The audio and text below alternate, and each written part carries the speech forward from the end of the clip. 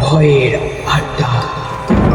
যারা এখানে আসবে তাদের সমাপ্তি হবে অন্ধকারে। তো হ্যালো বন্ধুরা, ওয়েলকাম ব্যাক ভয়ের আড্ডার নতুন একটি এপিসোডে। তো দেখতে দেখতেই 15 নম্বর এপিসোড পার হয়ে 16 নম্বর এপিসোডে পা রাখতে চলেছি। তো ঘটনাগুলি যদি তোমাদের ভালো লেগে থাকে তো প্লিজ কমেন্ট করে দিও। তো চলো আজকে বেশি কথা না বাড়িয়ে ঘটনায় যাওয়া যাক। ঘটনাটি আজকে যে আমাকে বলেছে তার নাম হলো স্বপনদা।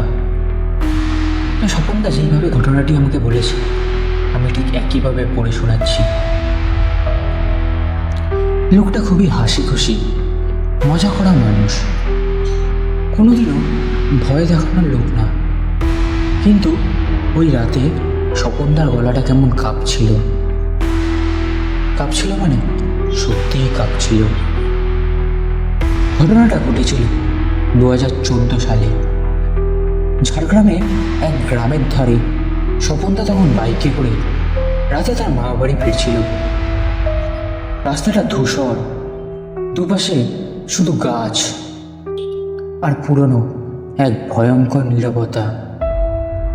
রাত তখন প্রায় 12টা পেরিয়েছে।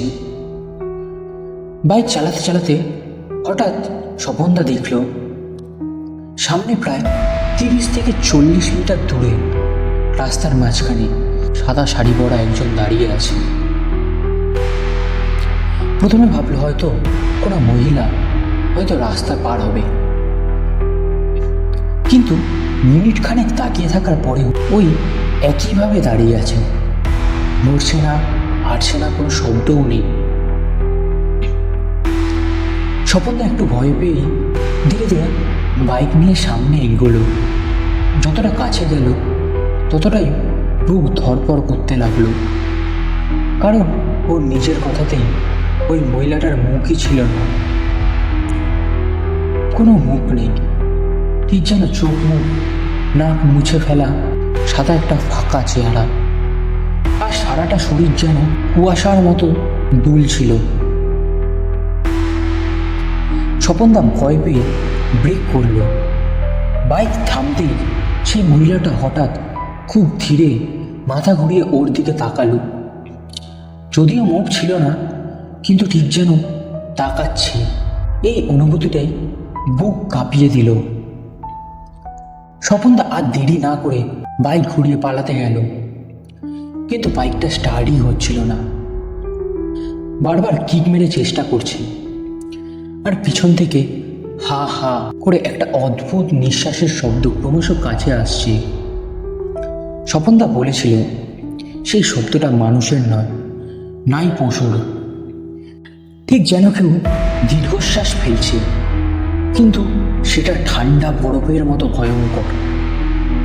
হঠাৎ বাইক স্টার্ট নিল। ও পুরো গতিতে বাইকটিকে চালিয়ে বাড়ির দিকে এলো।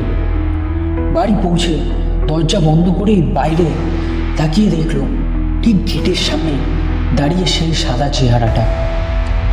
কিছুক্ষণের মধ্যে কুয়াশার মতো মিলিয়ে গেল। স্বপনদা সেই রাতের পর এতটাই ভয় পেয়ে গেছিল যে আর সেই রাস্তা দিয়ে রাতে একা যাওয়ার সাহস করতে পারে না।